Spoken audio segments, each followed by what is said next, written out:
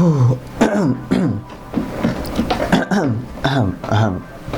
Oke, Bismillahirrahmanirrahim.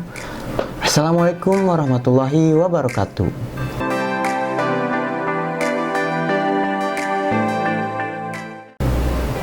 Baik teman-teman, perkenalkan nama saya Rizky Raya Suherman dari jurusan Komunikasi Penyiaran Islam semester 3 kelas 3D dengan NIM 12140200153. Oke, adanya video ini saya akan membahas mengenai hubungan psikologi komunikasi dengan jurnalis.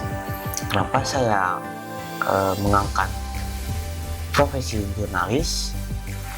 Karena hubungannya dengan komunikasi penyiaran Islam ialah jurnalis masuk kepada ranah kitabah, yaitu menulis. Jadi sangat bersinggungan dengan jurusan saya. Dan insya Allah cita-cita saya sebagai seorang jurnalis. Amin. Amin guys, amin. Oke, sebelum kehubungan dari psikologi komunikasi dengan jurnalisnya apa, saya ingin menjelaskan nih, apa sih psikologi komunikasi itu? Jadi, psikologi komunikasi itu singkatnya ya, itu ilmu yang mempelajari mental dan perilaku seseorang saat sedang melakukan proses penyampaian atau penerimaan pesan. Nah, sebelum ke apa sih jurnalis itu, atau apa sih tadi hubungannya sama jurnalis? Nah, sebelumnya nih di psikologi komunikasi itu ada yang namanya komunikasi massa. Jadi komunikasi massa ini komunikasi yang ditunjukkan ke khalayak umum. Jadi komunikasi massa ini semakin hari semakin berkembang, semakin berpengaruh, dan bisa juga mengubah kepribadian diri dari seseorang. Contoh kasusnya saja gempa yang kemarin terjadi di Cianjur. Karena gempa di Cianjur ini disebabkan oleh sesar yang bergeser, nah seluruh masyarakat yang ada di kota Bandung ataupun di Indonesia yang tahu apa itu sesar Lembang ini diingatkan kembali. Jadi masyarakat yang di sekitar kota Bandung itu menjadi panik ataupun berhati-hati, waspada ataupun takut itulah. Dan masih banyak lainnya. Nah, itu pengaruh dari komunikasi massa itu. Nah, siapa sih orang yang dibalik komunikasi massa itu?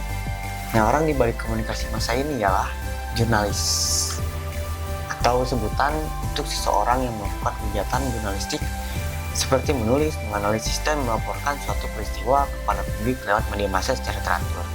Ya, simpelnya orang yang bertugas mengumpulkan suatu fakta fakta yang terjadi, setelah itu informasikan atau disebar ke khalayak luas. Nah, jurnalis dalam mengumpulkan dan menyebarkan suatu fakta gak bisa sembarangan. Jurnalis memiliki kode etik. Karena itu, seorang jurnalis harus berhadapan juga dengan berbagai macam tipe orang. Tergantung situasi kondisi di lapangan, berbeda sifat, berbeda penanganannya. Nah, langsung lanjut nih ke hubungan jurnalistik, maksud saya ke hubungan profesi jurnalis dengan psikologi komunikasi. Yang pertama, konsep diri yang positif. Contoh saja, kembali lagi ya, yang di Cianjur, gempa yang di Cianjur, saya maaf. Oke, jurnalis mempunyai konsep diri yang positif ya. Maksud di sini psikologi diri yang positif yaitu ramah, baik, beretika, ataupun ya bisa menolong lah. Ya seperti yang di Cianjur kemarin, ada juga para jurnalis yang menjadi relawan di sana. Karena saking iba juga ya mereka sebagai orang ataupun sebagai jurnalis, selain mereka mencari informasi, mereka juga bisa membantu keperluan yang ada di sana. Nah, melihat sikap dari jurnalis itu yang baik, ramah, nah orang-orang jadi mau dan terbuka saat diwawancarinya. Itu yang pertama. Nah, yang kedua, psikologi pesan. Nah, seorang jurnalis saat mengumpulkan informasi berita, mereka tuh memakai komunikasi verbal, yaitu dalam proses wawancara. Kenapa jurnalis mewawancara narasumber, ataupun kenapa jurnalis itu harus mewawancara?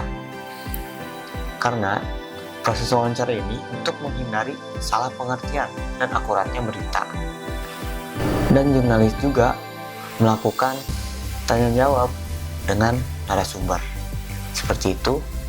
Kurang lebihnya mohon maaf. Terima kasih. Wassalamualaikum warahmatullahi wabarakatuh.